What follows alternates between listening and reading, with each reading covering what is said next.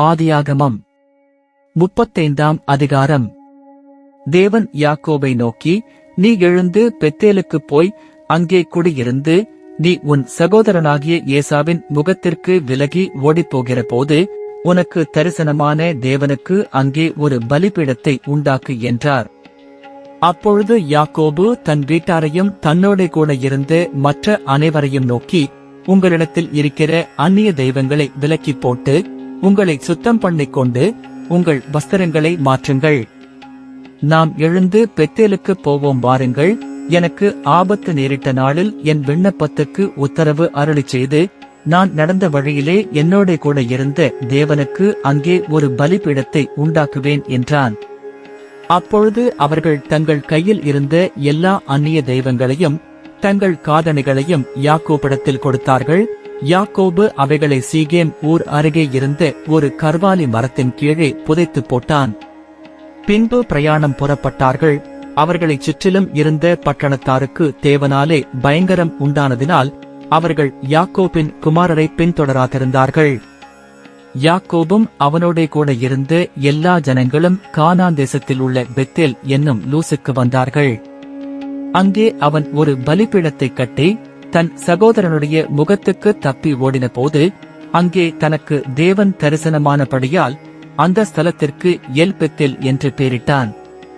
ரெபெக்காளின் தாதியாகிய தெபொராள் மரித்து பெத்தேலுக்கு சமீபமாயிருந்து ஒரு கர்வாலி மரத்தின் கீழ் அடக்கம் பண்ணப்பட்டாள். அதற்கு அல்லோன்பாகு என்னும் பேர் உண்டாயிற்று. யாக்கோபு பதான் ஆராமிலிருந்து வந்த பின்பு தேவன் அவனுக்கு மறுபடியும் தரிசனமாகி அவனை ஆசீர்வதித்து, இப்பொழுது உன் பேர் யாக்கோபு, இனி உன் பேர் யாக்கோபு எண்ணப்படாமல் இஸ்ரவேல் என்று உனக்கு பேர் வழங்கும் என்று சொல்லி அவனுக்கு இஸ்ரவேல் என்று பெயரிட்டார். பின்னும் தேவன் அவனை நோக்கி, நான் சர்வ வல்லமையுள்ள தேவன், நீ பலுகிப் பெருகுவாயாக, ஒரு ஜாதியும் பற்பல ஜாதிகளின் கூட்டங்களும் உன்னிலிருந்து உண்டாகும், ராஜாக்களும் உன் சந்ததியில் பிறப்பார்கள். நான் ஆபிரகாமுக்கும் ஈசாக்குக்கும் கொடுத்த தேசத்தை உனக்கு கொடுப்பேன், உனக்கு பின் உன் சந்ததிக்கும் இந்த தேசத்தை கொடுப்பேன் என்று சொல்லி தேவன் அவனோடே பேசின ஸ்தலத்திலிருந்து அவனை விட்டு எழுந்தருளிப் போனார். அப்பொழுது யாக்கோபு தன்னோடே அவர் பேசின ஸ்தலத்திலே ஒரு கற்றுணை நிறுத்தி அதன்மேல் பானபலியை ஊற்றி எண்ணெயையும் வார்த்தான்.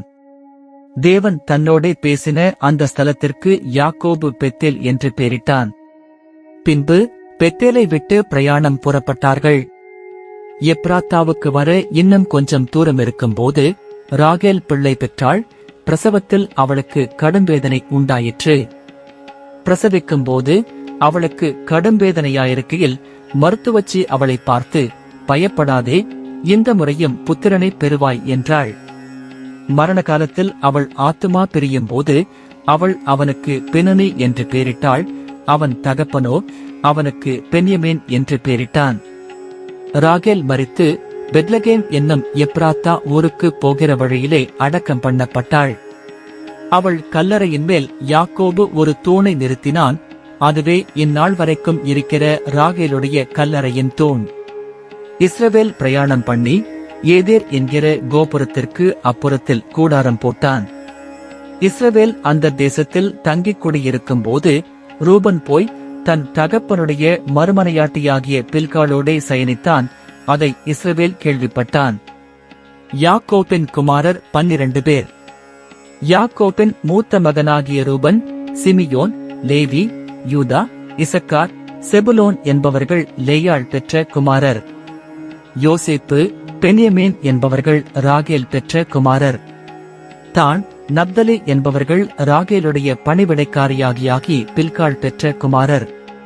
காத், ஆசேர் என்பவர்கள் லேயாளின் பணிவிடைக்காரியாகியாகி சில்பாள் பெற்ற குமாரர். இவர்களே யாக்கோபுக்கு பதான் ஆராமிலே பிறந்த குமாரர். பின்பு யாக்கோபு அர்பாவின் ஊராகிய மம்ரேக்கு தன் தகப்பனாகிய ஈசாக்கினிடத்தில் வந்தான். அது ஆபிரகாமும் ஈசாக்கும் தங்கியிருந்த எபிரோன் என்னும் ஊர்.